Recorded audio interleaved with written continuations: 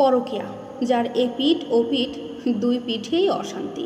নিজের খুব কাছের এক বন্ধুর ডিভোর্স হলো, তাই মনটা একটু খারাপ। সুন্দর একটা পরিবার চোখের সামনে শেষ হয়ে গেল। কেন শেষ হলো? পরকীয়ার জন্য। প্রেম এই শব্দটার সাথে অনেকগুলো বিষয় জড়িয়ে থাকে। এই যেমন ধরেন ভালোবাসা, শরীর, মায়া, দায়িত্ববোধ, কাণ্ডজ্ঞান, ভরসা, বিশ্বাস, সক্ষমতা। কিন্তু ধীরে ধীরে আমরা প্রেমের শরীর থেকে বাকি সমস্ত উপাদান একেবারে ছেটে কেটে বাদ দিয়ে দিচ্ছি। প্রেমকে অর্থনৈতিক সক্ষমতা আর শরীরের মধ্যে আটকে তাকে এক প্রকার হালকা বানিয়ে ফেলছে। আগের মানুষ কি করতো? বিয়ের আগে সবসময় প্রেমের কথা ভাবতো। আর এখনকার মানুষ কি ভাবছে?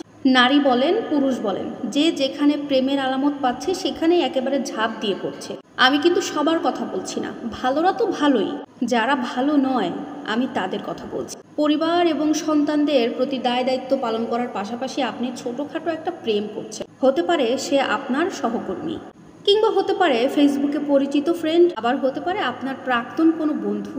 আপনি যদি পুরুষ হয়ে থাকেন তাহলে ভাববেন পরিবারের অগোচরে একটু রিফ্রেশমেন্ট পাওয়া যেতেই পারে। সারাদিন অক্লান্ত পরিশ্রমের পাশাপাশি সারাদিনের পর এইটুকু প্রেম আপনার শরীরের ক্লান্তি দূর করার জন্য খুব জরুরি। ভাবছেন আপনার স্ত্রী সুলক্ষণা, সংসার নিয়ে খুব ব্যস্ত, হাবুডুবু খায় সংসারের চিন্তা, মাস শেষে সংসারের খরচ পেলেই সে খুশি।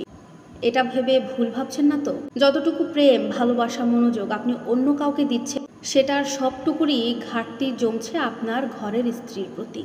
স্ত্রীর কাছে জমা হচ্ছে শূন্যতা। মনে রাখবেন, জগতে কিছুই শূন্য থাকে না, কোনো না কোনোভাবে সব ঘাটতি পূরণ হয়ে যায়। আপনার ঘরের সেই শূন্যতায় হয়তো বা বাসা বেঁধেছে আপনার পাশের ফ্ল্যাটের কোনো এক ভাই, অথবা ফেসবুকে কোনো এক অপরিচিত ফ্রেন্ড, অথবা পরিচিত আপনারই কোনো বন্ধু। আপনার সারাদিনের অক্লান্ত পরিশ্রমের পর আপনার সুলক্ষণা স্ত্রীও হয়তো আপনাকে ভুলিয়ে ভালিয়ে রাখছে।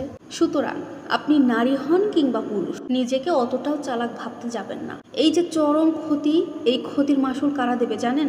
আপনার সন্তানেরা।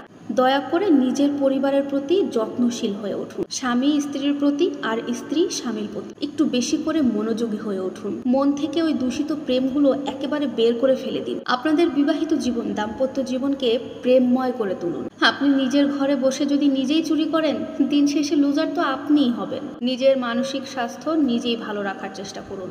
নিজে ধর্মের প্রতি একটু শ্রদ্ধাশীল হন। ব্যভিচারকে ঘৃণা করতে শিখুন।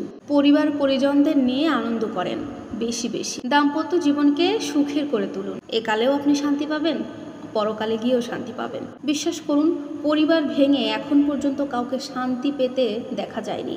আমি তো দেখিনি।